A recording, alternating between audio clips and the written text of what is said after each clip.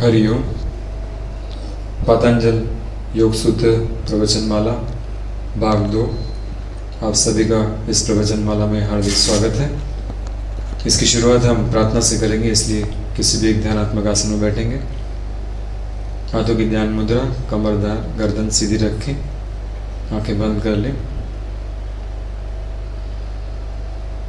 3 बार ओंकार करेंगे और उसके बाद पतंजलि वंदना और गुरु वंदना करेंगे।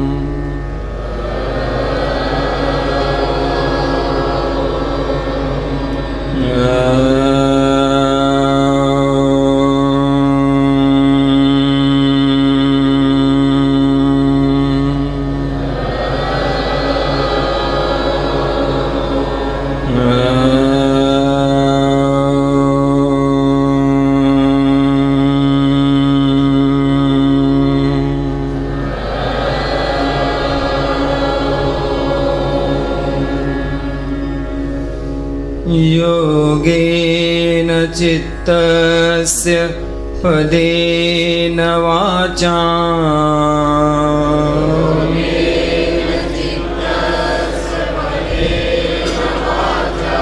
मलं शरीरस्य च वैद्यकेन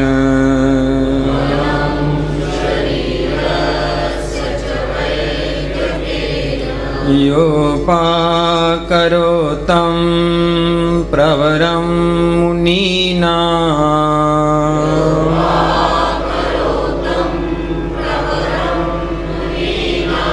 पतञ्जलिं प्राञ्जलिरानतोऽस्मि।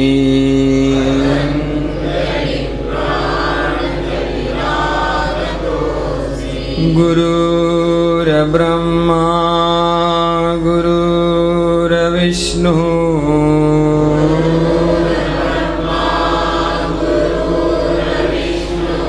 गुरुर्देवो महेश्वरः।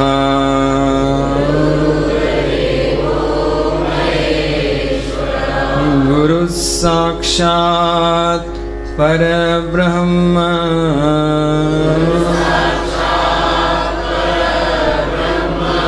तस्मै श्री गुरवे नमः।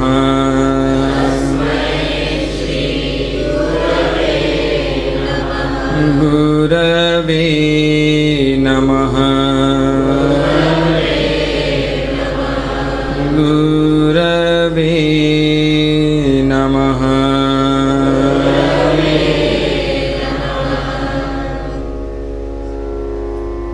सावधान, धीरे से आंखें खोल देंगे।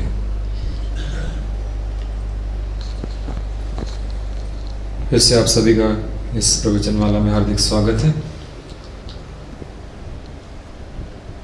पहले प्रवचन में हमने देखा कि अभी जो पतंजलि मुनि का हमने श्लोक यहाँ पे प्रार्थना के रूप में किया, इस श्लोक का अर्थ हमने देखा कि पतंजलि मुनि की 3 विशेषताएं हैं।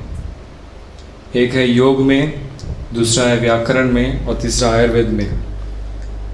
तो योग से जिन्होंने चित्त यानी मन का मल दूर किया, व्याकरण से जिन्होंने वाणी का मल दूर किया, और वैद्यकीय शास्त्र से यानी आयुर्वेद के माध्यम से जिन्होंने शरीर का मल दूर किया, ऐसे पतंजलि मुनि को हम हाथ जोड़ के नमन करते हैं। यही इस योगेन चित्तस्य जो श्लोक है, इसका अर्थ है, वो हमने देखा था। फिर पतंजलि मुनि के जन्म के बारे में कुछ कथा हमने एक देखी थी। अब पूरा तो रिपीट करना पॉसिबल नहीं है, लेकिन ये चीज़ें हमने देखी थी लास्ट प्रवचन में। और फिर उन्होंने पातंजल योग शास्त्र का निर्माण किया है। 196 सूत्रों में उन्होंने पूरे ग्रंथ का निर्माण किया है और उनके सूत्र इतने प्रभावी हैं कि उनको षड दर्शनों में, दर्शन के बारे में आपको मैंने बताया था कि तत्व ज्ञान बताने वाले एक ग्रंथ हैं। टोटल 6 षड दर्शन यानी 6 दर्शन है, प्रमुख दर्शन है। वैसे तो बहुत सारे दर्शन हैं, लेकिन प्रमुख जो है, जो ईश्वर को मानते हैं, ऐसे 6 दर्शन हैं। और उन षड दर्शनों में इस योग शास्त्र को में उसमें शामिल किया गया, योग दर्शन कहा गया है उसको। तो षड दर्शन कौन कौन से हैं वो भी हमने देखा। सांख्य दर्शन सबसे पहला दर्शन था 3200 साल पूर्व, ईसवी सन पूर्व 3200 साल। उसके बाद वैशेषिक, न्याय, पूर्व मीमांसा, उत्तर मीमांसा, और छठा दर्शन है योग दर्शन। उनकी काल भी हमने देखा, दर्शनों की विशेषताएं हमने देखी कि दर्शनों में क्या मिलता है, कि जीवन क्यों है, ये जन्म क्यों हुआ है हमारा, ये जन्म मरण का चक्र क्यों है, और मृत्यु के बाद क्या होगा, या निर्वाण कैसे हासिल हो, जीवन का अंतिम लक्ष्य क्या है। ये सब रहस्य है, ये क्वेश्चंस हैं, उस सब का उत्तर देने का प्रयास इन दर्शनों के माध्यम से होता है। और हमने ये भी देखा कि योग दर्शन और अन्य दर्शनों में फर्क क्या है। नॉर्मली दर्शनों में ज़्यादा करके तात्विक, थियोरेटिकल चर्चा ज़्यादा होती है, लेकिन प्रैक्टिकल चीज़ें बताते नहीं है वो। लेकिन योग दर्शन की विशेषता यह है कि सिर्फ तात्विक चीज़ें उन्होंने नहीं बताई। तात्विक तो है ही, थियोरेटिकल पार्ट तो योग दर्शन में आता ही है, लेकिन प्रैक्टिकल मार्ग भी बताया पतंजलि मुनि ने, इसलिए उसको प्रायोगिक, प्रैक्टिकल दर्शन कहते हैं। फिर सूत्र के बारे में देखा हमने कि जब जो सूत्र है ये संस्कृत में है, इसका अर्थ हमें समझना है तो अलग अलग विवेचन करता है।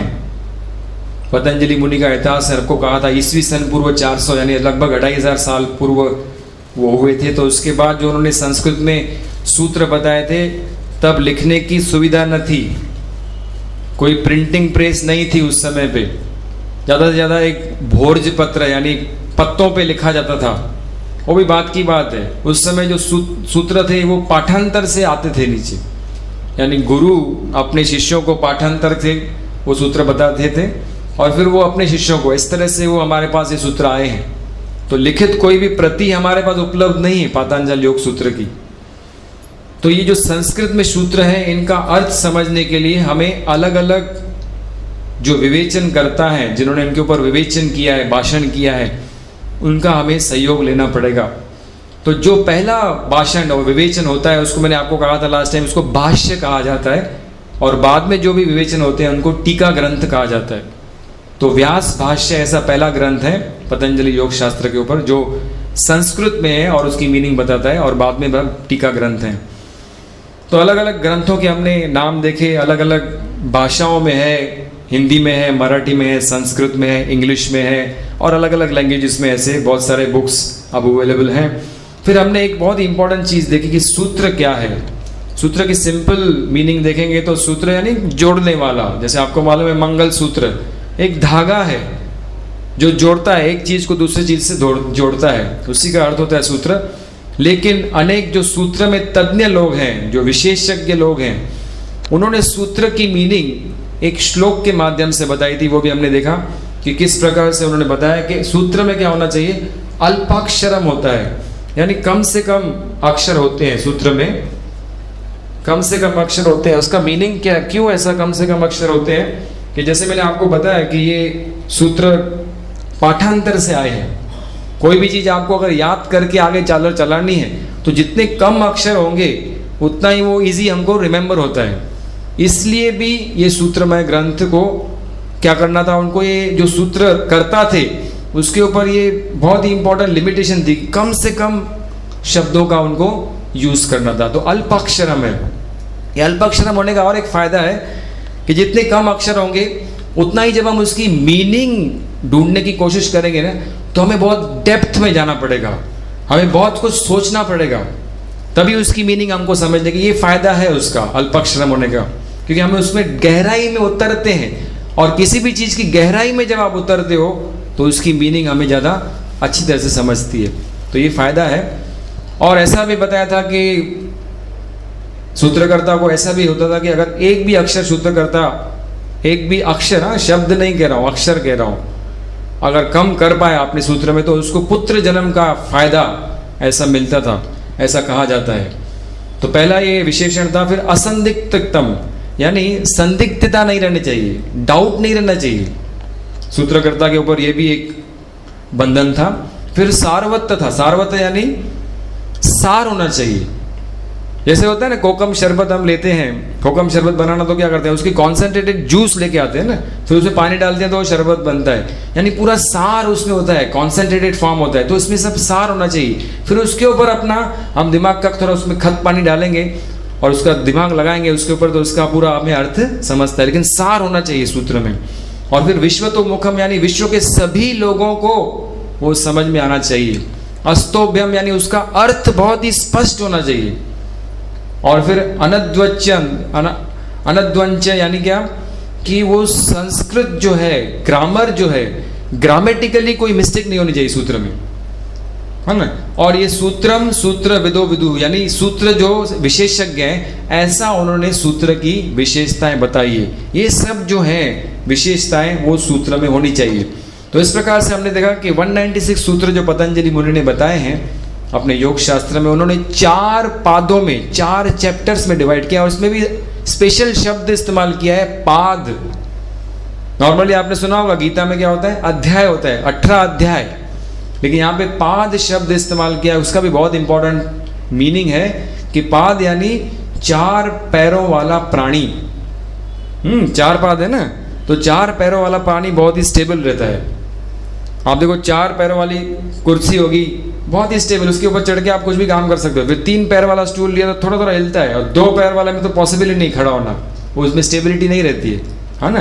तो इसलिए पाद शब्द का मतलब क्या है कि ये सब बैलेंस्ड है, ये सब चारों पाद जो है ना एकदम बैलेंस उसमें नॉलेज है, इसलिए पाद शब्द का विशेष इसे इस्तेमाल किया है पतंजलि मुनि ने।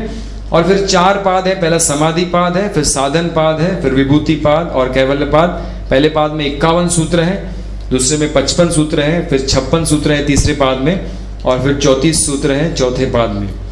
पहला ही पाद समाधि पाद है। एक्चुअली योग यानी समाधि, योग का उद्देश्य क्या है, समाधि है। बाद में हम देखेंगे अष्टांग योग की चर्चा उन्होंने दूसरे पाद में की है। मैंने आपको बताया था कि ये जो समाधि पाद है इसमें सब कुछ आ जाता है, पूरा योग शास्त्र उसमें आ जाता है। इनफैक्ट आज के जो हम 3 सूत्र देखने वाले हैं, पहले 3 सूत्र, उसी में योग का पूरा सार है। और समाधि पाद अगर पूरा करेंगे तो उसमें सब कुछ आ गया। तो इसलिए नाम पहला समाधि पाद है। नहीं तो लोग सोचते समाधि पहले क्यों, पहले तो हम लोग समाधि नहीं लगाते, पहले तो यम है, नियम है, आसन प्राणायाम, उसकी चर्चा करो। तो नहीं, पतंजलि मुनि का क्या है उद्देश्य था कि वो डायरेक्ट उच्च साधकों के लिए उन्होंने पहला पाद लिख दिया। ये बाद में उनको भी ख्याल आया होगा, या उनके शिष्यों ने उनको कहा गया भाई ये जो आप बता रहे हो पहला पाद, आपको भी बता रहा हूँ कि ये पहला पाद आपको समझेगा ऐसा कुछ गारंटी नहीं है, क्योंकि वो थोड़ा डिफिकल्ट है, उच्च लेवल के साधकों के लिए है। तो बाद में उनको रियलाइज हुआ होगा, तो उन्होंने क्या किया, शिष्यों के आग्रह पे उन्होंने फिर 2nd, 3rd और 4th पाद लिखा। जैसे होता है ना टेक्स्ट बुक और गाइड होता है, टेक्स्ट बुक सबके पल्ले नहीं पड़ता है। इनफैक्ट आजकल के स्टूडेंट को तो टेक्स्ट बुक समझता ही नहीं, पहले तो गाइड चाहिए। तो पहला पाद क्या है, टेक्स्ट बुक है, और फिर बाद में 3rd, 2nd और 4th पाद, 2nd, 3rd, 4th पाद क्या है, गाइड है, यानी उसमें पूरा डिटेल बताया एक करके उन्होंने, समझ गए। तो सब कुछ पहले पाद में आ जाता है, इसलिए नाम क्या है, समाधि पाद है पहले पाद का। तो ये सूत्र के सभी विशेषण जो हैं, जो अभी आपको बताया श्लोक के माध्यम से, वो सब तो इन सूत्रों में है ही, पतंजलि मुनि के सूत्रों में। क्योंकि पतंजलि मैंने आपको बताया था कि व्याकरण में भी वो तज्ञ थे, है ना, यानी ग्रामर में तो वो एकदम महारत उनको हासिल थी। तो उनकी तरफ से कोई चूक होने वाली नहीं है। चूक होगी तो हमारे तरफ से होगी, हमें शायद समझने में कुछ मिस्टेक हो सकती है, लेकिन वो अपने ग्रामेटिकली या सूत्र में कोई मिस्टेक करने वाले नहीं हैं। तो सूत्र का जब हम अर्थ लगाते हैं तो पतंजलि मुनि के दिमाग में क्या है, किस ओर वो लेके जाना चाहते हैं, उसको ध्यान में रखते हुए ही हमें अर्थ लगाना चाहिए। नहीं तो क्या है, कुछ लोग अपने को ऐसा होशियार सिद्ध करने के लिए कुछ रहते हैं व्याकरण करता, जो विवेचन करता, जो अलग ही ढंग से अपना अर्थ निकालते हैं। उन्होंने ऐसा अर्थ निकाला लेकिन हमने ऐसा अर्थ निकाला है। अपने को थोड़ा अलग दिखाने के लिए कुछ लोग अलग अर्थ निकालते हैं, और वो शायद सही नहीं भी हो, है ना। तो हमें सही अर्थ कैसे मालूम पड़ेगा कि पतंजलि मुनि की दिशा हमें मालूम होना चाहिए कि किस दिशा की ओर हमें लेके जाना चाहते हैं। उस दिशा को अगर ध्यान दिया और अगर हमने पूरी श्रद्धा पतंजलि मुनि के ऊपर रखी तो फिर हमें सूत्र का अर्थ बरोबर से समझ जाएगा। लेकिन उसके लिए अनेक विवेचनकर्ताओं का संदर्भ हमें लेना पड़ेगा। सबका मत देखना तो पॉसिबल नहीं है, क्योंकि मैंने आपको बताया कि बहुत सारे किताब हैं और बहुत सारे बुक्स इसके ऊपर अवेलेबल हैं, सीडीज हैं, बहुत सारे विवेचनकर्ताओं के विवेचन हैं। सबका मत हम नहीं देखेंगे। हमने क्या करना है, गुरुजी ने जो अलग अलग किताबों का अध्ययन किया है, फिर उन्होंने जो अपने सीडी में एक्सप्लेनेशन किया है मराठी में, उसी का मैं आपको हिंदी में ट्रांसलेशन करके बताऊंगा। लेकिन कुछ कुछ किताबों में मुझे जो लगता है एडिशनल पॉइंट्स है वो आपको मैं अवश्य बताऊंगा। और ओशो जी, भगवान ओशो, रजनीश जी ने बहुत ही अच्छा एक बुक लिखा है इसके ऊपर, और उन्होंने विवेचन भी किया है। और उनके भाई जी ने भी, उनके भाई ओशो शैलेंद्र जी ने भी अच्छा सीडी में बहुत कुछ पॉइंट्स बताई है जो गुरुजी से थोड़े भिन्न हैं। उनका भी दृष्टिकोण हम इस विवेचनों में देखेंगे अगले लेक्चर्स में। तो सूत्र समझना ये रस्सी पे चलने के कसरत की जैसा है। देखे ना आपने, रस्सी पे कुछ कुछ लोग, एक्सपर्ट लोग चलते हैं, है ना, रस्सी पे, और वो हाथ में डंडा लेके ऐसा बैलेंस करके चलते हैं। तो कैसे बैलेंस करके संभाल के चलते हैं, थोड़ा भी ऐसा हो गया तो पैर नीचे, यानी नीचे गिर सकते हैं। तो ऐसे ही रस्सी पे चलने जैसा है सूत्र का अर्थ समझना। और यहाँ पे थोड़ा भी अपना बैलेंस गया ना तो गिर सकते हैं। बैलेंस गया यानी क्या, कि अगर हमने गलत अर्थ लगाया तो फिर उसके गलत परिणाम मिलेंगे हमको। देखो, सिर्फ अगर ये थियोरेटिकल चीज हो कि सिर्फ तात्विक चर्चा है, तो तात्विक चर्चा में अगर कुछ गलत बातें भी हमने ले ली तो उससे हमारा इतना नुकसान नहीं होगा। लेकिन ये क्या है, प्रायोगिक दर्शन है, प्रैक्टिकल बातें इसमें बताई है जो हमें प्रैक्टिकली अनुभव करना है।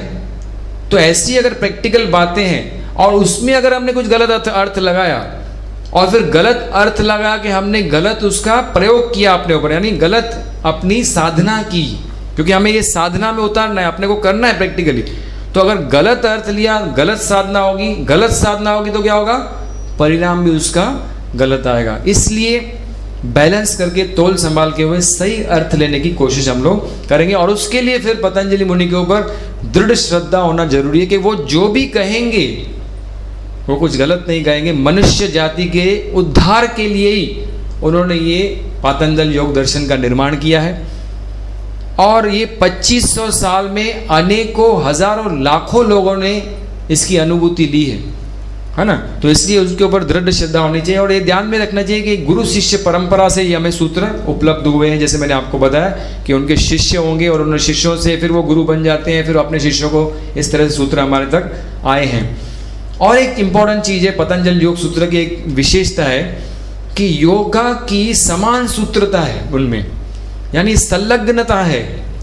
ये कुछ ऐसा बिखरे हुए सूत्र नहीं है, एकदम कनेक्टेड सूत्र है। कनेक्टेड समझते हैं, एक दूसरे से बिल्कुल, जैसे होता है ना, सूत्र का मतलब क्या है, धागा, यानी एक दूसरे को जोड़ने वाला चीज। तो ये सब जो सूत्र हैं एक दूसरे से जुड़े हुए हैं। तो अगर आप कहेंगे कि मुझे एक सूत्र की मीनिंग बताओ, है ना, कि भाई ये पतंजलि योग सूत्र का 12वां नंबर सूत्र है, अभ्यास वैराग्याभ्याम तन निरोधः, ऐसा सूत्र है समझो। तो अगर आप उसकी मीनिंग समझने की कोशिश करेंगे तो आपको बिल्कुल समझ में नहीं आएगा जब तक आपको उसके पहले के सूत्र नहीं मालूम है। अभ्यास वैराग्याभ्याम तन निरोधः, ऐसा बोला। अब ये तन क्या है भाई, अभ्यास समझता है, वैराग्य समझता है, तन निरोध। अभी तन का मतलब क्या है कि पिछले सूत्रों में जो बताया है उससे उसका कनेक्शन है।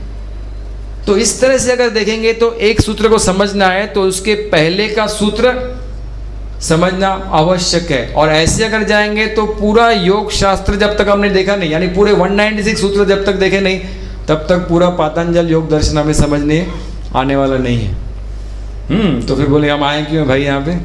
लेकिन इसीलिए तो जरूरी है कि कड़ी इंपॉर्टेंट है कि जोड़ के रखना है, आपको भी जोड़ के रखना पड़ेगा। जिन्होंने पहला अटेंड किया प्रवचन, उनको आज का प्रवचन शायद और अच्छा समझे, और आज जो अटेंड करेंगे उनको अगला प्रवचन और अच्छा समझेगा। लेकिन जो डायरेक्टली अगले प्रवचन में आएंगे तो उनको थोड़ा समझने में तकलीफ होगी, इसलिए थोड़ा रिवीजन करते हैं हम लोग स्टार्टिंग में। लेकिन ज़्यादा मिस करेंगे तो फिर समझना थोड़ा मुश्किल है। और ऐसा भी नहीं कि कंटिन्यू अटेंड किया तो भी समझेगा, उसकी भी गारंटी नहीं है कि आज जो बताएंगे, आज किस दिन आपको लगेगा अरे आज तो कुछ ज़्यादा समझा नहीं, अगले टाइम समझा था लेकिन आज कुछ समझा नहीं, कुछ तो लफड़ा है आज। तो ऐसा कुछ नहीं है। कभी कभी ऐसा होगा कि कुछ चीज़ें आपको समझ में नहीं आएगी, मुझे भी समझ में ऐसा कोई पक्का नहीं है, लेकिन हम कोशिश करेंगे उसको समझे, और बाद में आप जब प्रैक्टिकली उसका अनुभव लेंगे, यानी योग का अभ्यास करेंगे, तो फिर वही सूत्र आपको कैसे समझा ये भी आपको समझेगा नहीं। अरे पहले तो समझा नहीं था लेकिन आज समझ गया, ऐसा भी आपको लगेगा, है ना। तो ऐसा अगर लगे तो इसमें चिंता करने की आवश्यकता नहीं, अपने को आगे बढ़ते रहना है, सूत्रों को समझने की कोशिश करते रहना है।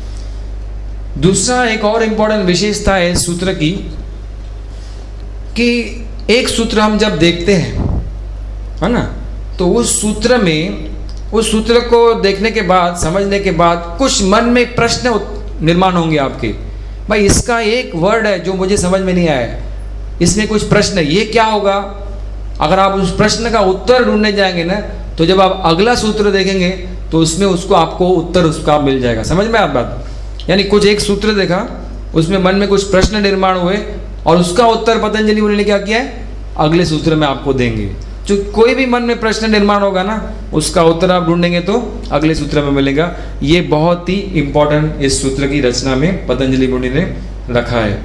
ये सूत्र, और एक इंपॉर्टेंट चीज उन्होंने, आज्ञा देने वाले सूत्र नहीं है, ध्यान देना। ये तो किताबों में ज्यादा करके देखा है ना, किताब योग किताब, कोई भी किताब देखो, हम भी बोलते हैं कमर गर्दन सीधी रखो, लेफ्ट पाँव घुटने में मोड़ो, राइट पाँव मोड़ो, यानी क्या करते हैं, आज्ञा देते हैं। लेकिन ये सूत्र आज्ञा देने वाले सूत्र नहीं है। पतंजलि मुनि कभी ऐसा नहीं कहेंगे ऐसे करो, वो कहेंगे ऐसा ऐसा किए तो ऐसा ऐसा परिणाम मिलेगा।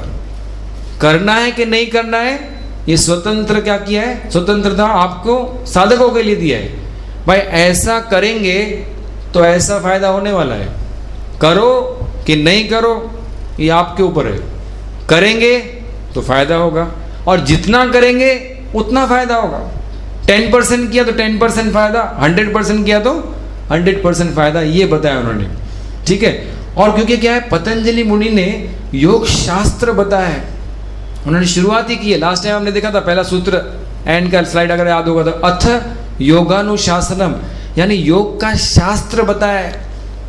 शास्त्र यानी साइंस, उसमें क्या होता है, कुछ उसके नियम होते हैं, रूल्स होते हैं, उसके कुछ सिद्धांत होते हैं, प्रिंसिपल होते हैं, तथा उसके कुछ परिणाम यानी उसके कुछ फायदे मिलते हैं। तो ये सब बताए हैं उन्होंने। तो उन्होंने फिक्स किया है कि ऐसे ऐसा अगर किया ना तो ऐसा ऐसा होगा। पानी को अगर हम उबालेंगे 100 डिग्री तक लेके जाएंगे तो वो उबलना शुरू हो जाता है, ये शास्त्र में जो नियम है, the boiling point is 100 degree, उसमें कुछ विशेष सोचना नहीं पड़ेगा आपको, है ना। तो वो तो है ही, वो तो फिक्स नियम है। तो ऐसे ही कुछ फिक्स नियम उन्होंने इस सूत्रों के माध्यम से बताया, इसलिए उसको शास्त्र का दर्जा किया है। और एक बात ध्यान रखना कि ये सूत्र कोई भी अगर प्रैक्टिकली अपनी जिंदगी में अपनाएगा, उस सबको सेम परिणाम दिखेंगे। समझ में आ रही बात, साइंस का ये फायदा है कि जो एक चीज आपने प्रिंसिपल अपनाया ना, तो उसके जो परिणाम होंगे ना सबको सेम दिखेंगे।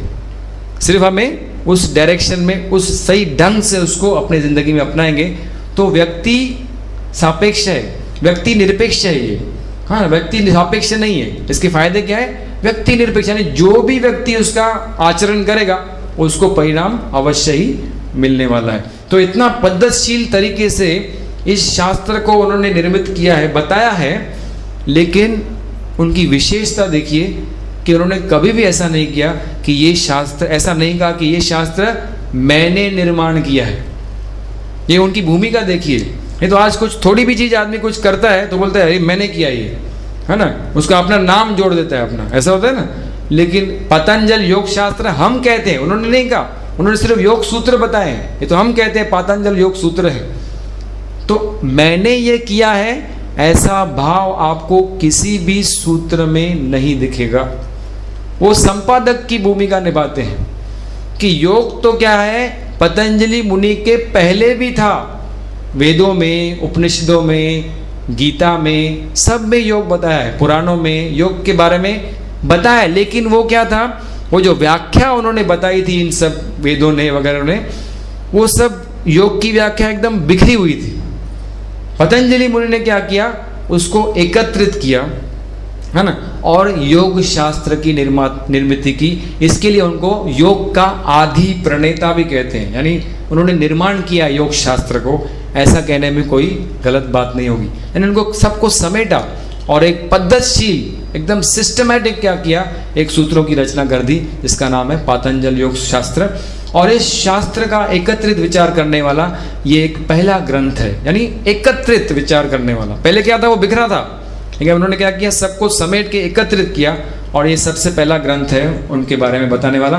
तो इस ग्रंथ, इस योग शास्त्र के एकत्रित विचार करने वाले पहले ग्रंथ का पहला पाद का नाम क्या है, समाधि पाद। पहले पाद का पहला सूत्र, पहले सूत्र का पहला शब्द और पहले शब्द का पहला अक्षर वो है अ। अब समझ रहे हैं मेरी बात? ये अ एक ऐसा अक्षर है, स्वर यंत्र से निर्माण होने वाला सबसे पहला अक्षर है। और आप सभी अल्फ़ाबेट्स देखेंगे ना, किसी भी लैंग्वेज के अल्फ़ाबेट देखेंगे, इंग्लिश हो, उर्दू हो, मराठी हो, हिंदी हो, सब की शुरुआत अ से होती है। तो इस योग शास्त्र की भी शुरुआत क्या की है उन्होंने, अ से की है। पहला शब्द है अथ योगानुशासनम, ये पहला सूत्र है। इंग्लिश में अगर उसको हम डिफाइन करेंगे तो now the discipline of yoga, ये पहला सूत्र है इस योग शास्त्र का।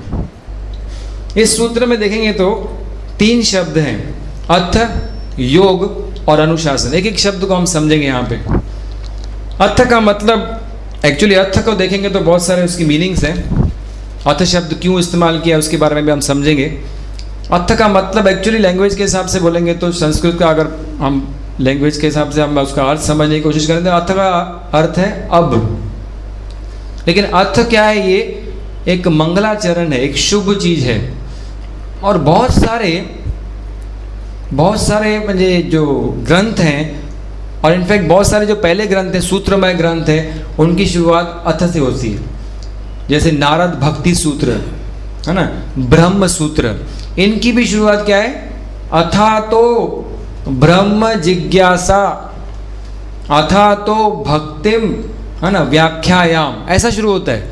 यानी सभी अच्छे और बड़े बड़े ग्रंथों की शुरुआत किससे होती है भाई, अथ। क्योंकि अथ को क्या बोला गया है, मंगलाचरण, शुभ माना गया है, इसलिए सभी ग्रंथों की शुरुआत किससे होती है, अथ से होती है।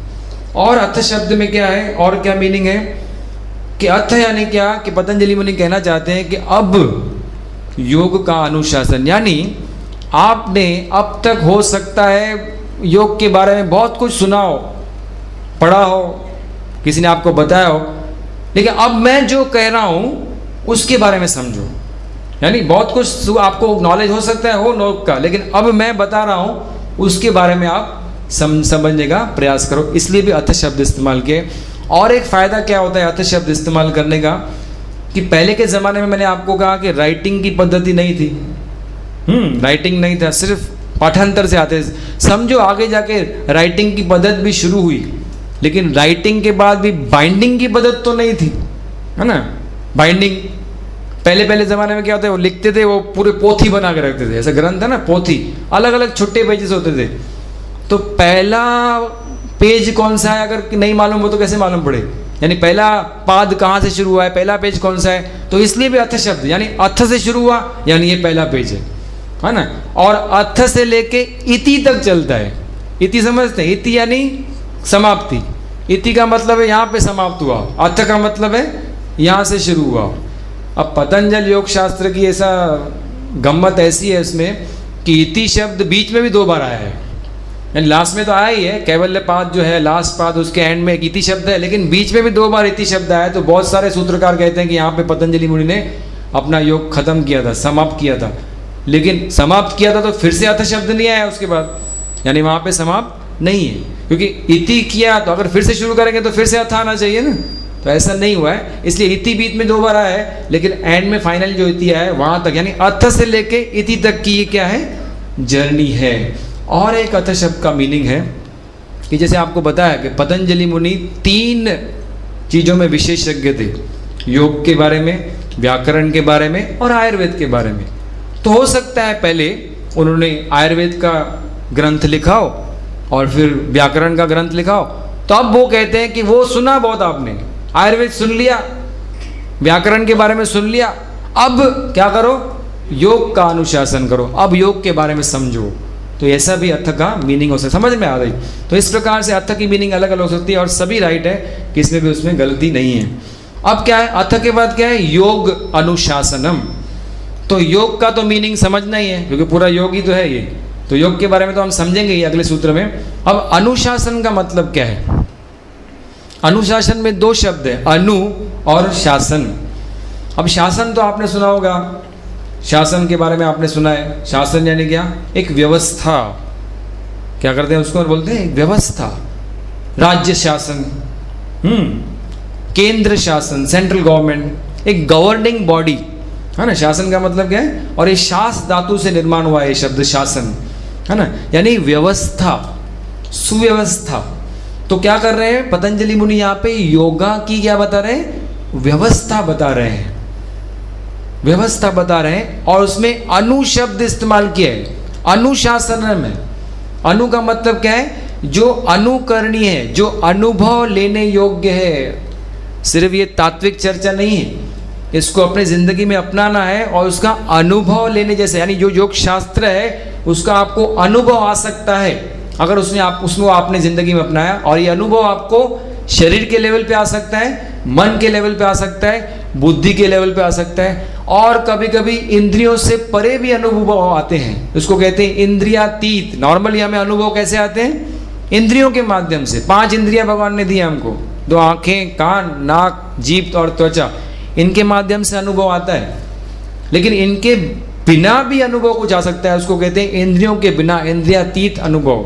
तो शारीरिक, मानसिक, बौद्धिक, इंद्रियातीत, ये सब अनुभव आ सकते हैं अगर इसका आपने आचरण किया। तो इस प्रकार से ये योग की व्यवस्था बताइए।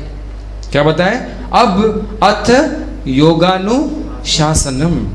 अब मैं क्या कर रहा हूं आपको? योग की व्यवस्था, यानी उसके नियम क्या है, उसके परिणाम क्या है, उसके सिद्धांत क्या है, ये पूरी योग की व्यवस्था के बारे में आपको बताता हूं। ये मीनिंग है अथ योगानुशासनम की। अब इसमें देखो, अथ तो समझ गया, अब है ना, अनुशासन का भी मीनिंग आपको मैंने बता दिया, वो भी आप समझ गए। अब इसमें एक ऐसा शब्द है जो आप पूछेंगे, मन में प्रश्न निर्माण होगा। आपको मैंने कहा ना कि कोई भी सूत्र आप समझेंगे तो मन में प्रश्न उठता है। तो ये योग शब्द क्या है भाई? इसके बारे में मन में प्रश्न उठता है कि योग का मतलब क्या है। तो उसका उत्तर पतंजलि मुनि किस सूत्र में देते हैं? अगले सूत्र में देते हैं, जिसका नाम है योगः चित्त वृत्ति निरोधः। तो मन में प्रश्न उठा ना कि योग यानी क्या, तो उसकी डेफिनेशन क्या दिया है? अगले सूत्र में दिया है, योगः चित्त वृत्ति निरोधः। अब इसमें चित्त वृत्ति निरोध, योग तो है ही शब्द, यानी टोटल 4 शब्द है, लेकिन चित्त वृत्ति निरोध ऐसा 3 शब्द है इसमें। अब योग शब्द जो है ये पतंजलि ने निर्माण नहीं किया है, ये शब्द नॉर्मली संस्कृत का शब्द है ना। और ऐसा संस्कृत में योग शब्द के 42 अर्थ दिए हैं, 42 अर्थ दिए हैं। अगर संस्कृत का डिक्शनरी आप खोल के बैठोगे ना, उसमें 42 डिफरेंट मीनिंग्स योग की दिए। हमें 42 मीनिंग समझने की कोई समय भी नहीं है यहाँ पे, और उसकी जरूरत भी नहीं है।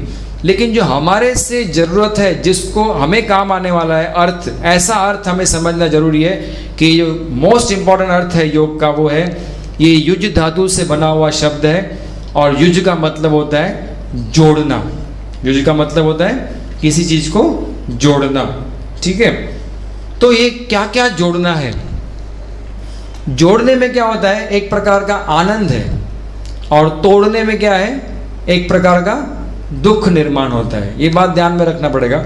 और अपना जिंदगी में भी क्या होता है? ये जोड़ना तोड़ना, जोड़ना तोड़ना चालू ही है। आपने देखा होगा, कभी सुख कभी दुख आता ही रहता है, यानी ये जोड़ो तोड़ो ये सब चालू है। यानी अपना जिंदगी भी क्या है? एक प्रकार का योगी है, क्योंकि उसमें भी जोड़ना तोड़ना चालू है। लेकिन यहाँ पे क्या है? जोड़ने की प्रक्रिया है, तोड़ने की प्रक्रिया नहीं है। तो किसको किसको जोड़ना है? यहाँ पे जोड़ना किसको है? इंसान को इंसान से जोड़ना है, पहला बात। फिर इंसान की अगर हमने देखी बात, तो शरीर को क्या करना है? मन से जोड़ना है। अब शरीर मन से जुड़ा हुआ है ऐसी कोई गारंटी नहीं है, और नहीं जुड़ा हुआ है इसीलिए सब प्रॉब्लम्स है। आज साइकोसोमैटिक बीमारियां बढ़ गई है। डॉक्टर लोग के पास, किसी के पास भी आप जाओ तो वो कहेंगे आपकी जो शरीर की बीमारी है वो मन से संबंधित है। क्यों संबंधित है? क्योंकि शरीर और मन का जोड़ निकल गया है। अगर जुड़े हुए रहते तो मन की संबंधित कोई बीमारियां नहीं होती। तो क्या काम करना है योग से? क्या करना है हमें? इंसान को इंसान से जोड़ना है, शरीर को मन से जोड़ना है, फिर मन को आत्मा से जोड़ना है। मन भी आत्मा से जुड़ा हुआ नहीं है, और फिर आत्मा को फाइनल परमात्मा से जोड़ना है। तो ये मनुष्य को परमेश्वर करने वाला शास्त्र है। यानी इंसान ही इसमें क्या होता है, अगर योग की साधना करते जाएंगे तो इंसान ही क्या हो जाता है, परमेश्वर बन जाता है।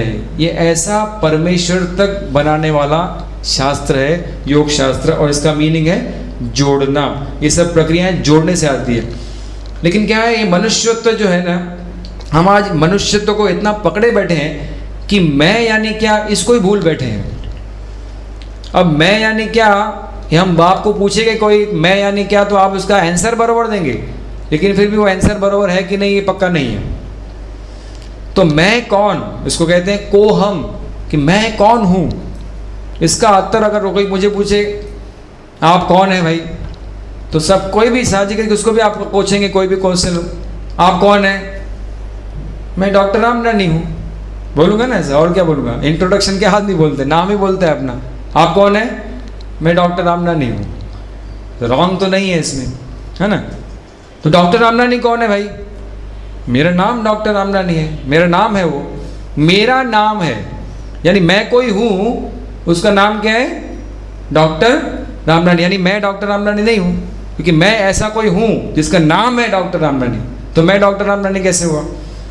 फिर आप बोलते हैं आप कौन है, तो कुछ कहता है दिखता नहीं, मेरा शरीर हूँ, 2 हाथ है, 2 पाँव है, ये सब शरीर, मेरा शरीर। यानी मैं कोई हूँ, उसका क्या है? ये शरीर है। तो मैं यानी नाम नहीं, मैं यानी शरीर भी नहीं। फिर कुछ कहते हैं मैं यानी प्राण हूँ, मैं यानी मन, मैं यानी मैं बुद्धि हूँ। तो यानी मैं न शरीर है, न प्राण है, न मन है। तो फिर उसका मैं का उत्तर क्या है? तो उसका अगर उत्तर ढूंढने जाएंगे तो आपको आत्मशतक में उसका उत्तर मिलता है। आत्मशतक में उसका उत्तर दिया है, शंकराचार्य जी ने दिया है कि उन्होंने 6 पैराग्राफ आत्मशतक की, आप देखेंगे 6 पैराग्राफ्स हैं। उसमें से 5 पैराग्राफ उन्होंने किसके ऊपर डिवोट किए कि मैं कौन नहीं हूँ, उसी के बारे में बताया। और 6ठे पैराग्राफ में क्या बताया? चिदानंद रूप शिवोहम शिवोहम। यानी मैं कौन हूँ? वो चिदानंद रूप। चिदानंद रूप का मतलब है कि मैं यानी आत्मा हूँ। ठीक है, मैं यहाँ शरीर नहीं, बुद्धि नहीं, मन नहीं, अहंकार नहीं, मैं यानी आत्मा हूँ। और ये आत्मा क्या है? शरीर को नियंत्रण करने वाली ये शक्ति है। अगर हमारा शरीर चल रहा है, आज काम कर रहा है, अगर हम जिंदा हैं, तो उसके लिए कुछ प्रेरक शक्ति लगती है, वो आत्मा है।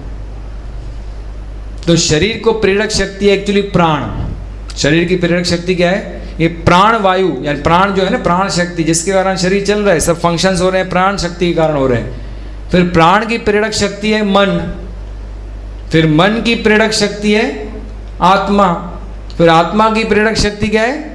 परमात्मा। फिर वो और लोग पूछते हैं फिर परमात्मा की प्रेरक शक्ति क्या है भाई? तो परमात्मा को प्रेरक शक्ति लगती नहीं, वो स्वयंभू है, वो अकेला काम करता है, उसको कोई शक्ति की जरूरत नहीं है। तो ये शक्ति है। आत्मा क्या है? एक शक्ति स्वरूप है। आप बोलेंगे दिखाओ आत्मा कहाँ है, तो शक्ति को दिखा नहीं सकते हैं, ये फिजिक्स में मालूम है। लाइट भी एक शक्ति है, तो लाइट दिखती नहीं है, लेकिन लाइट के कारण हमको दूसरी चीजें दिखती है। तो क्या बोलते हैं उसको? Light is invisible but it makes the things visible. समझ में आई बात?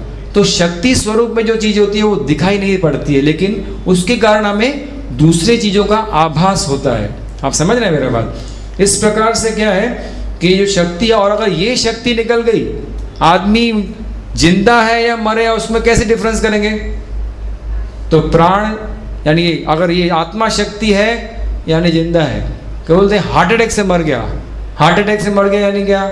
उसका आर्टरीज ब्लॉक हो गया। अरे वो ब्लॉक क्यों हुआ? क्योंकि उसमें आत्मा शक्ति क्या हो गई? निकल गई। तो आत्मा शक्ति जब निकल जाती तो शरीर मृत होता है। तो इस प्रकार से ये जो है शरीर को नियंत्रण करने वाली शक्ति है आत्मा, और पूरे विश्व को जो नियंत्रण करने वाली शक्ति है वो कौन है? इस ब्रह्मांड को, ये ग्रह तारे, ये पक्षी, ये जिनावर हैं, इनको नियंत्रण करने वाली शक्ति क्या है? परमात्मा है। तो इसको क्या करना है अपने को? आत्म शक्ति को किससे जोड़ना है भाई? परमात्मा शक्ति को, और वो ही जोड़ना यानी योग है। तो ये जो आत्मा है ये परमात्मा का ही एक अंश है। जैसे समुद्र है, समुद्र विशाल है और समुद्र के पानी का नेचर क्या होता है, खारा रहता है। उसमें से एक बूंद निकाल दो, एक आप बर्तन में रख दो, उसका नेचर क्या होगा, वो बूंद का भी नेचर क्या होगा, सेम खारा ही रहेगा, उसमें कुछ फर्क नहीं है। तो इसी प्रकार से विशाल समुद्र यानी कि विशाल परमात्मा, परम आत्मा सबसे बड़ी आत्मा है, उसी का अंश क्या है हमारे शरीर में, क्या है, आत्मा के स्वरूप में है। वो परमात्मा किसको नियंत्रण करता है भाई, पूरे विश्व को, और ये आत्मा किसको नियंत्रण करती है, इस छोटे से शरीर को नियंत्रण करती है। तो इस प्रकार से ये जब मानवीय देह में ये आत्मा आई तो मानवीय देह की शुरुआत हो गई। तो फिर ऐसा लगता है, अब योग में हम कहते हैं कि भाई आत्मा को किससे मिलाना, जाके परमात्मा से। तो मन में क्वेश्चन होता है कि भगवान को क्या सूझी परमात्मा को कि ऐसा आत्मा निर्माण करे, जब अल्टीमेट उद्देश्य है वही आत्मा को परमात्मा से मिलाना ही है। तो फिर ये लफड़ा क्यों किया कि आत्मा को बनाया ही क्यों। अब उसके लिए कुछ तज्ञ लोग ऐसे कहानी बताते हैं। अब वो गुरुजी ने कहा था कि उस टाइम पे हम तो मौजूद नहीं थे कि ऐसा भगवान ने क्यों किया, उसके मन में क्या था, लेकिन कुछ लोग ऐसा कहानी बताते हैं कि भाई परमात्मा पहले सबसे अकेला था, इस पूरे ब्रह्मांड में कोई नहीं था, कुछ भी नहीं था, तो परमात्मा बिल्कुल अकेला बैठा था। तो जैसे हम लोग को अकेला बैठने में बोर होता है ना, अब अकेले योग करने में भी बोर होता है ना, किधर योगा अकेला करते हैं, ग्रुप चाहिए। तो उसको बेचारे को बहुत कंटाल आ गया कि अकेला अकेला अकेला क्या, चलो कुछ न कुछ निर्मित करना चाहिए। तो एक को हम बहुश्याम ऐसा करके बताया उन्होंने, एक था लेकिन उसको बहु यानी ज्यादा ओढ़ने की क्या होगी, इच्छा निर्मित हुई। तो ऐसा जब इच्छा मन में आई तो उसने कहा कि थोड़ा सा अपना अंश निकाला और उसको आत्मा के रूप में अलग अलग चीजें उसने निर्माण की। फिर ये ग्रह, तारे, पक्षी, पेड़ और अल्टीमेटली मनुष्य को भी उसने निर्माण किया, और ऐसे अलग अलग उसी का अंश यानी आत्मा हमारे सभी देह में इस प्रकार से मनुष्य का निर्माण हुआ। ठीक है, तो इस प्रकार से ये मनुष्य की निर्मित हुई, इसको कहते हैं एक को हम बहुश्याम। तो समुद्र की बूंद है ना, जैसे अलग अलग बर्तन में रखी तो वैसे वैसे उसका आकार आता है। अब अगर ग्लास में रखेंगे तो उसके हिसाब से आकार आएगा, पानी को अगर रखा तो, है ना। तो इस प्रकार से अलग अलग आकार आए, अलग अलग संस्कार होते हैं, इसलिए अलग अलग हमको अलग अलग भिन्न भिन्न दिखते हैं, लेकिन मूल आत्मा क्या है, सेम है, लेकिन वो ढकी हुई है। एक्चुअली अंदर सबके आत्मा सेम है, लेकिन अलग अलग संस्कारों के कारण क्या हो गई है, वो ढकी हुई है, उसका मूल स्वरूप दिखता नहीं है। और यहाँ पे योग यानी क्या करना है कि हमारे जो बर्तन है जिसमें ये बूंद रखी गई थी उसको उल्टा करना है और उसको वापस समुद्र में डालना है। समुद्र में डालने से क्या होगा भाई, बूंद तो बूंद का अस्तित्व नहीं रहेगा, है ना, बूंद का अस्तित्व रहेगा, वो मिल जाएगी किसमें, उसका विलीनीकरण हो जाएगा किसमें, उस सागर में। तो इसमें भी क्या करना है, योग में आत्मा का विलीनीकरण करना है किसमें भाई, परमात्मा, यानी आत्मा को परमात्मा स्वरूप में विलीनीकरण करना है, यानी मनुष्य को ही परमात्मा स्वरूप बनाना है। तो इस प्रकार ये जोड़ने की चीज है। तो ऐसा मन में आता है कि ये जोड़ें क्यों, है ना, ऐसा जोड़ने की इच्छा क्यों होती है हमको। तो उसके लिए भी बहुत सुंदर उदाहरण हमारे गुरुजी देते हैं। एक बहुत ही अच्छी स्टोरी बताते हैं कि आजकल वेकेशन का सीजन चालू है, सब लोग प्लानिंग में लगे पड़े हैं। अभी अगले प्रवचन की भी डेट बताऊंगा तो बोलेंगे हमारा तो शायद ट्रिप है भाई। तो ऐसा ट्रिप बनाने की तैयारी हो, आजकल तो मालूम है एयर फेयर ज़्यादा है, तो एयर टिकट का रेट कम चाहिए तो 3 महीना पहले प्लानिंग करनी पड़ती है। तो 3 महीना पहला 22 दिन की ट्रिप, मेरे को उसी दिन एक पेशेंट आया था, वो कहाँ 22 दिन जाके आए हम लोग, कहाँ कहाँ भाई, सिंगापुर, मलेशिया, क्रूज, फुकेट, ये वो, थाईलैंड, ऐसा सब घूम के 22 दिन की ट्रिप गए थे। तो 22 दिन की ट्रिप कभी बनाई थी प्लानिंग, 3 महीना पहला। मेरा ससुर है वो टिकट बुक करता है, उसने बुक करके दी 1,35,000 में एक टिकट, यानी इतनी। और कितने लोग गए थे, 20 लोग गए थे हम लोग ग्रुप बना के। ऐसा ग्रुप बना के समझो आप जा रहे हैं, 3 महीने से आपने प्लानिंग किया, तो क्या क्या प्लानिंग नहीं करते। अरे फॉरेन जाना है, पासपोर्ट चाहिए, ये सब सामान चाहिए, फिर वहाँ पे सब चीज़ महंगा मिलता है, पानी बोलता है 85 रुपये में मिलता है वहाँ पे, तो पानी भी कुछ लोग ले जाते हैं, कुछ लोग चेवरा लेके जाते हैं, कुछ लोग बिस्किट लेके जाते हैं, सब भर के जाते हैं। और फिर कपड़े, अलग अलग कपड़े बना के जाते हैं। ये सब पूरी तैयारी के लिए 2-3 महीना लगता है उनको, और बिल्कुल उत्साह रहता है कब वो प्लेन में बैठेंगे और जाएंगे, बैंकॉक पहुँचेंगे और जर्नी शुरू होगी। ऐसा सब उत्साह के साथ घर से क्या करते हैं, निकलते हैं। अभी देखो उत्साह है घर से निकलने के टाइम, थोड़ी देर के बाद क्या होता है, देखो उत्साह से जाते हैं, 10 दिन 15 दिन घूमे, बहुत मजा आया, ये देखा वो देखा, क्रूज देखा, ये देखा वो देखा, हांगकांग देखा, मलेशिया देखा, सब देखा, जेंटिंग भी देखा। उसके बाद 20 दिन हो गए, लास्ट 2 दिन बचे हैं।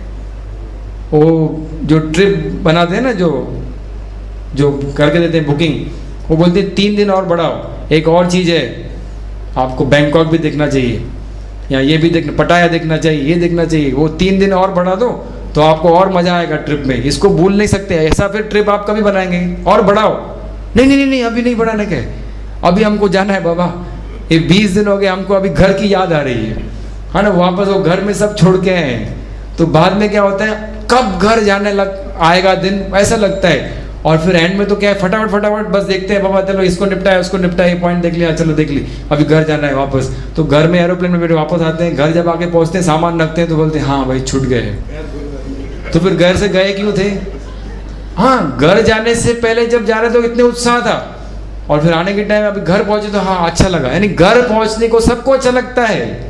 तो इसी तरह से हम भी परमात्मा से क्या हो गए, अलग हो गए। तो वापस परमात्मा के जाने की तरफ हमारे मन में भी लगता है आए, जाना चाहिए, लेकिन वो फिर छूट जाता है। और परमात्मा की तरफ आप जाने की जब आपकी प्रगति शुरू होती है ना, मन में इच्छा, तब यानी योगाभ्यास शुरू होता है ना। योगाभ्यास शुरू हो गया यानी आपका परमात्मा की तरफ लगाव शुरू हो गया। लेकिन फिर बीच में अड़थड़े आते हैं, थोड़ा दिन करते हैं फिर थोड़ा दिन छोड़ देते हैं, कहाँ करते हैं रेगुलरली। तो इसी तरह से अभी ये ट्रिप में तंग हो गए एंड में, लेकिन फिर से 15-20 दिन के बाद कोई दूसरा जन बोले ट्रिप चले, हाँ चलो फिर चलते हैं। यानी वो ट्रिप घूमने के लिए मजा आता ही है।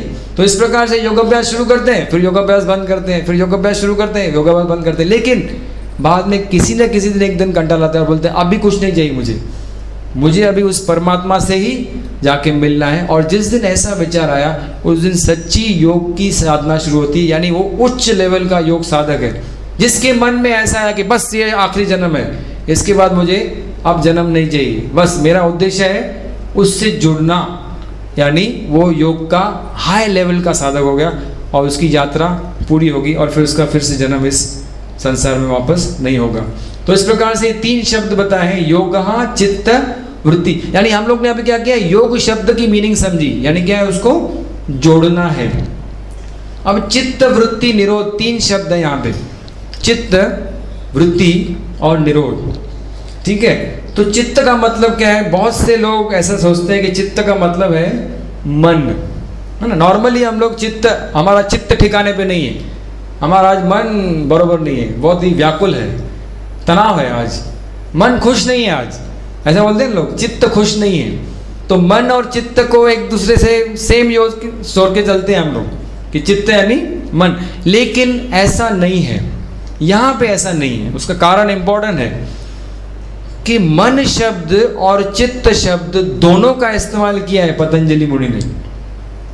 और जैसे कहा कि पतंजलि मुनि अगर एक कोई शब्द इस्तेमाल करते हैं तो बिल्कुल मोज माप के सोच समझ कर गए, कोई भी अनावश्यक तक शब्द इस्तेमाल ही नहीं करेंगे, क्योंकि सूत्र में रचना है। आपको मैंने कहा कि सूत्रों में उनको शब्द कम से कम इस्तेमाल करने हैं।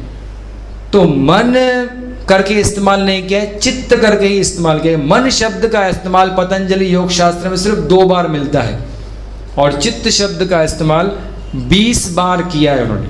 कितना बार किया भाई? 20 बार। तो यहाँ पे चित्त माने मतलब मन नहीं, लेकिन मन से मिलता जुलता ही है। चित्त शब्द का अर्थ है अनुभव किया हुआ, यानी अनुभव करना, अनुभव लेला यानी अनुभव किया हुआ। और हम जो चीज़ें अनुभव करते हैं वो किसके माध्यम से अनुभव करते हैं? पंच ज्ञानेंद्रियों के माध्यम से हम चीज़ों का अनुभव संसार की करते हैं। और फिर जो भी हम अनुभव करते हैं, हम जो आप जाते हो महाबलेश्वर, वहाँ पे आपने सनसेट पॉइंट देखी, तो वो सनसेट पॉइंट का जो चित्र है आपने आंखों से अनुभव किया, लेकिन वो जाता नहीं है। वो अनुभव कहाँ पे? तो आपके शरीर में स्टोर किया जाता है। तो ये कहाँ पे स्टोर किया जाता है? उसको कहते हैं क्या? चित्त। मन नहीं, चित्त, है ना। उसमें मन के 2 भाग आते हैं, एक होता है जागृत मन और एक होता है सुप्त मन, सब conscious mind and conscious mind. तो कॉन्शियस माइंड से हमने वो अनुभव किया, लेकिन उसको स्टोर किस में किया भाई? है ना, जमा किस में किया? सुप्त मन में। और वो सुप्त मन का नाम है क्या भाई? चित्त। यानी चित्त में सब चीजें स्टोर्ड है। जैसे इस कंप्यूटर की हार्ड डिस्क होती है ना, हार्ड डिस्क में क्या होता है, सभी चीज स्टोर्ड है, कभी भी आप उसको क्या रिट्रीव कर सकते हैं, है ना। ये फाइल रखी, आज का लेक्चर है, समझो आपको रखना है तो किसमें जाके रखोगे? स्टोर करके रखोगे, हार्ड डिस्क में रखोगे, फिर उससे कभी भी निकाल सकते हैं।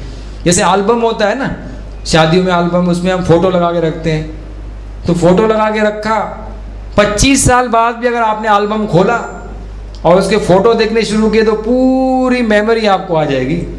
ऐसी ऐसी चीजें हुई थी, अच्छा ऐसा हुआ था, मैं ऐसा दिखता था पहले, अभी ऐसा दिखता हूँ, या पहले ऐसा करता था मैं, या ऐसा बच्चा ऐसा था मैं, ऐसा सब याद आता है। वो सब मेमोरीज क्या हो जाती है, कहाँ से आई, यानी कहाँ पे, तो वो स्टोर्ड है। तो ये जो स्टोर्ड चीज है ना, अनुभव की हुई सभी चीजें कहाँ पे स्टोर होती है? चित्त में, यानी सुप्त मन में। जैसे ऑफिस होती है, गवर्नमेंट ऑफिस, तो आपने देखा है कि बहुत सारे लेटर्स पत्र आते हैं, सबको क्या करते हैं, फाइल में रखते हैं, और फिर फाइल को क्या करते हैं, कबर्ड में रखते हैं, और फिर कबर्ड को क्या करते हैं, एक स्टोर रूम में रखते हैं। जो वो स्टोर रूम है वो क्या है? चित्त, जहाँ पे आपको सब फाइल्स मिलेगी। 150 साल 100 साल जुनी भी फाइल्स आपको मिलेंगी। आप जाओ गवर्नमेंट किसी भी डिपार्टमेंट में, आपको सब मिलेगी फाइल। तो ऐसे अनेक दिनों, वर्षों और महीनों, जन्मों के अनुभव क्या करते हैं? चित्त में स्टोर किए जाते हैं। इन अनुभवों के आधार पर हमारे मन का व्यापार चलता है। समझो आपको यहाँ पे आज मूंग दाल का सीरा बना है ना, वो आपको दें, अगर आपने वो पहले टेस्ट किया है और आपको अच्छा लगा, है ना, मीठा लगा, उसका क्या है, अनुभव आपके चित्त में है, तो आप बोलेंगे हाँ बाबा दे, 1 कटोरा क्या, 2 कटोरा दे, और खाऊंगा मैं। और कोई चीज़ आपको अच्छी नहीं लगी, लास्ट टाइम अच्छी नहीं लगी थी, और वो आपको परोस के दिया तो नहीं ये नहीं चाहिए मुझे, यानी उसका क्या है, कड़वा अनुभव आपके चित्त में है, तो आपको वो पसंद नहीं। और समझो कोई अनुभव ही नहीं है ना, कोई ऐसा कुछ लेके आए फॉरेन का फ्रूट जिसका कोई अनुभव नहीं, तो फिर आप डरेंगे भाई खाऊं कि नहीं खाऊं, क्योंकि उसका कोई अनुभव नहीं है। एक्चुअली अनुभव भी निकल जाते हैं, अनुभव क्या करते हैं, उसका संस्कार खाली रह जाता है, अनुभव भी निकल जाता है। आज हमने देखा, समझो सूर्योदय या सूर्यास्त, वो देखने वाली चीज थोड़ी रहती है, उसका सिर्फ क्या है, संस्कार आपके चित्त में रहता है, और इन संस्कारों का एकत्रीकरण को ही चित्त कहा गया है। तो वृत्ति ये जो शब्द है, ये वृत्त से आया है। वृत्त का मतलब होता है वर्तन, यानी कुछ करना। चित्त समझ गए ना, अनुभव करना, और वृत्ति यानी क्या, वर्तन यानी कुछ करना। तो ये चित्त यानी पूर्व अनुभव से जुड़ा हुआ है। इंग्लिश में मॉडिफिकेशन ऑफ माइंड भी कहते हैं, यानी मन के निरनिराले स्वरूप। वृत्ति का मतलब क्या है, मॉडिफिकेशन ऑफ माइंड। मन के अलग अलग स्वरूप रहते हैं। वृत्तियों के प्रकार क्या है, उप प्रकार क्या है, इसके बारे में हम अगले प्रवचन में देखेंगे। यानी वृत्तियां को मतलब समझो, वृत्ति मतलब क्या, कि पूर्व अनुभवों के आधार पे मन के होने वाले अलग अलग स्वरूप। यानी हमारा जो रिएक्शन होता है ना, है ना, रिएक्शन जो करते हैं वो वृत्ति के माध्यम से करते हैं। वो किसके माध्यम से करते हैं, लेकिन चित्त में जो पहले सब स्टोर्ड है उसके हिसाब से ये वृत्तियां होती है, मन के अलग अलग स्वरूप होते हैं। अब इसका क्या करना है, चित्त वृत्ति निरोध करना है। तो निरोध शब्द का मतलब है, रुद्ध का मतलब है रोकना। लेकिन ये रोकना क्या है, ऐसे ही नहीं रुकेगा कि मन का स्वरूप, मन के अलग अलग प्रकार के रिएक्शन ऐसे ही रोकना संभव नहीं है। उसके लिए क्या करना पड़ेगा, विशेष प्रयास के साथ इसको रोकना पड़ेगा, तभी जाके रोकेगा। और ये दीर्घकालीन प्रक्रिया है, एकदम संभव नहीं है। तो जैसे आप देखते हैं कि कोई कार चलती है, 80 किलोमीटर की स्पीड पे जाते हैं, और सडनली कोई आपको ब्रेक लगानी हो तो ब्रेक लगाना इमीडिएटली थोड़ी रुकती है, थोड़ा तो आगे जाके रोकेगी। आपने देखा एथलीट्स में लोग भागते हैं एकदम 100 मीटर दौड़, तो एकदम रुकते हैं, उनको रोकने के लिए कभी कभी आगे चले जाते हैं बहुत, फिर रुकते हैं जाके। तो ब्रेक लगाने के लिए इतना इमीडिएट पॉसिबल नहीं है। तो ये निरोध, ये रोकना, इसके लिए क्या करना पड़ेगा, विशेष प्रयास करना पड़ेगा। तभी हम क्या करेंगे, ये चित्त के यानी पूर्व अनुभव के आधार पर जो मन के अलग अलग स्वरूप होते हैं उसको हम रोक पाएंगे, और उसी का नाम है योगः चित्त वृत्ति निरोधः। अब ये 3 शब्दों का मीनिंग तो हमने समझ लिया, ये तो डिक्शनरी में भी आपको मिलेगा कि चित्त मतलब क्या है, वृत्ति मतलब क्या है, निरोध। लेकिन इसको भी क्या करना है, जोड़ना है। और वो जोड़ने का काम पाणिनि समझ रहे हैं, आदि व्याकरण का जो संस्कृत है उन्होंने नहीं किया है, उसका काम क्या किया है, पतंजलि मुनि ने किया है कि चित्त वृत्ति शब्द को कैसा जोड़ा है, इसका अर्थ बदलता है। चित्त की वृत्ति, चित्त और वृत्ति, चित्त अथवा वृत्ति, या चित्त के कारण निर्माण होने वाली वृत्ति, ये 4 अलग अलग प्रकार के हम मीनिंग ले सकते हैं। तो यहाँ पे जो अपेक्षित है वो है चित्त और वृत्ति का निरोध करना है।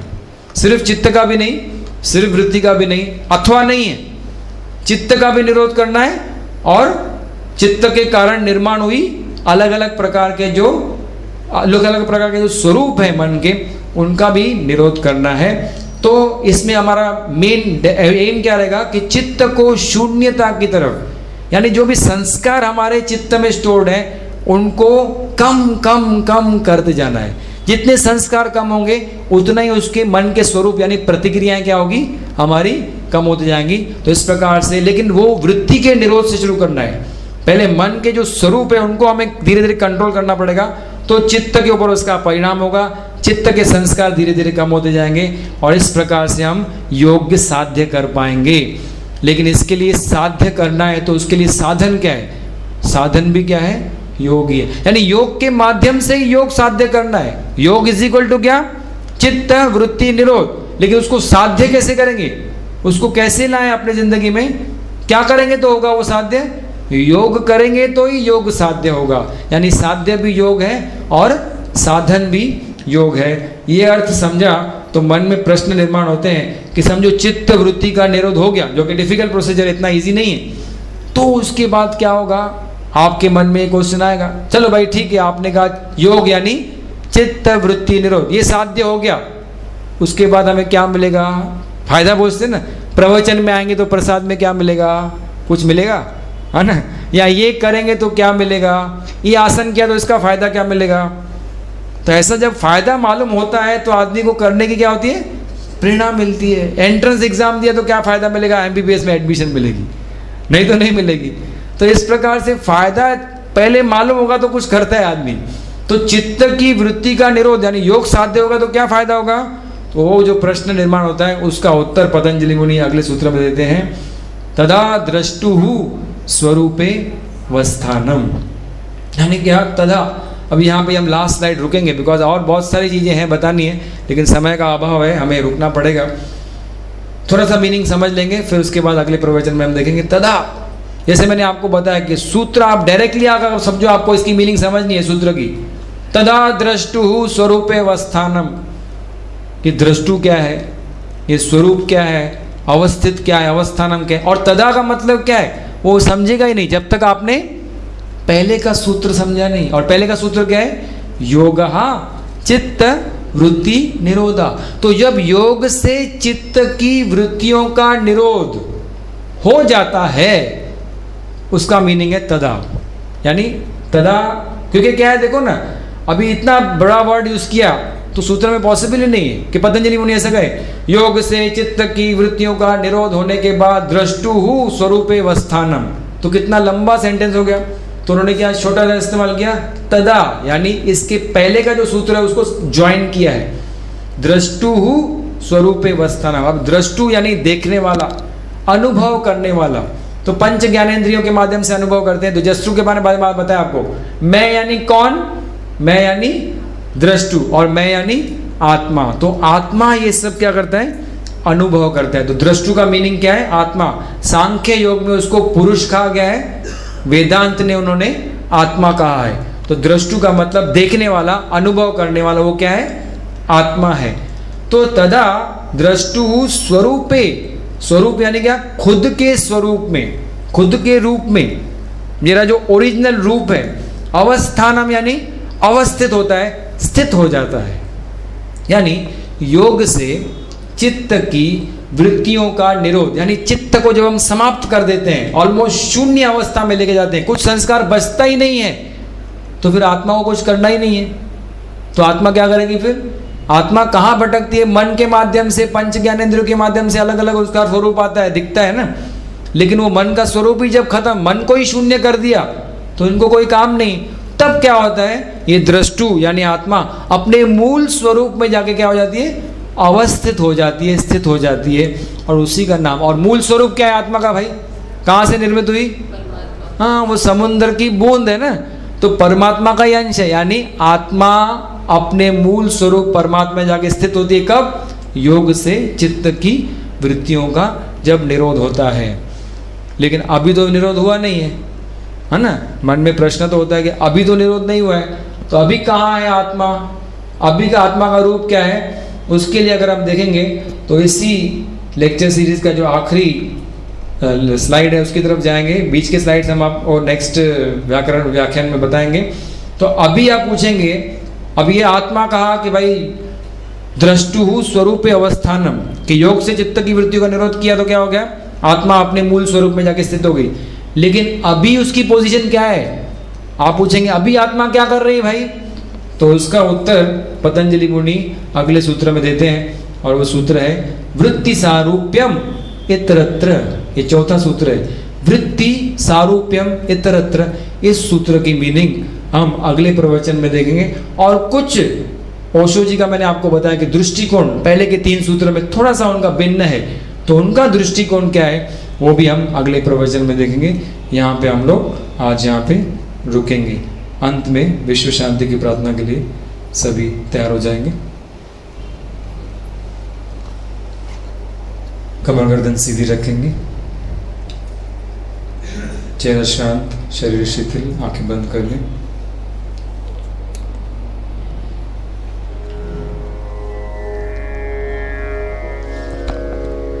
ओम असतो मा सद्गमय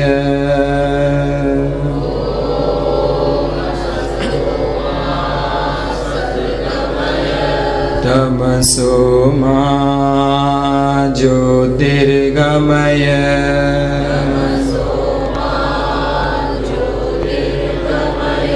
मृत्योर्मामृतं गमय।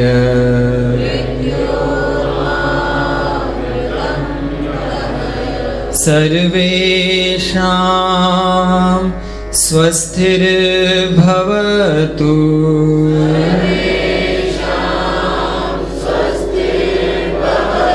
सर्वेषां शान्तिर्भवतु।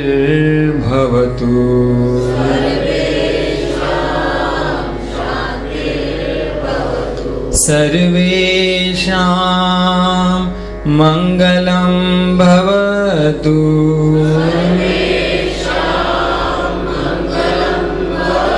सर्वेषां पूर्णं भवतु।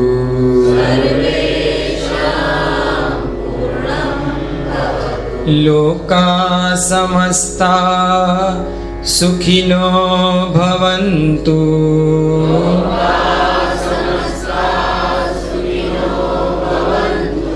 लोका समस्ता सुखिनो भवन्तु।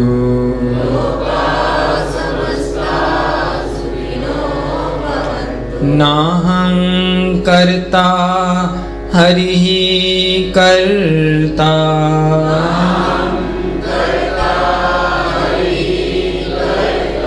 हरिः कर्ता हि केवलम्।